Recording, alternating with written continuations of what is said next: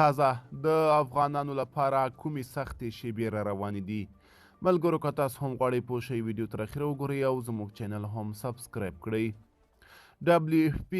افغانستان کې سخت ژمی را روان دی بیړنیو بشري مرستو ته اړتیا ده د خوړو نړیوال پروګرام WFP خبرداری ورکړی چې افغانستان کې د یوه بشري ناورین د مخنیوي فرصت له لاسه په وتو دی د یاد بنسټ د اسیا د برخې مشر جان ای لیف ویلي WFP د پیسو د کموالي له یوه بېسارۍ کړکېچ سره مخامخ دی سخت ژمی را روان دی او 15 میلیونه اړو کسانو سره مرستې لپاره $1 میلیارد ته اړتیا ده د ملګرو ملتونو د خوړو نړیوال پروګرام پر ایکس پخوانی ټویټر یوه لنډ بیان کې ویلي چې افغانستان کې میلیونونه کسان ته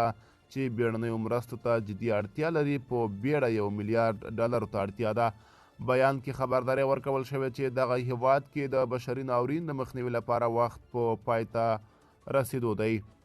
پر همدې پاړه د اسیا او آرام سمندر سیمې لپاره د WFP د څانګې مشر جان ای لیف یو پیغام هم خپور شوی په دې پیغام کې پر بسپنه ورکوونکو غږ شوی چې افغانستان کې له یوه سخت ژمي سره مخامخ کیدونکی دی او اړو خلکو ته باید شا نه کړی شي نوموړی وایي دلته افغانستان کې ژمی را روان دی دا به ډیر سخت ژمی وي WFP د پیسو له یوه بېسارۍ کړکېچ سره مخامخ دی موږ $1 میلیارد ته اړتیا لرو چې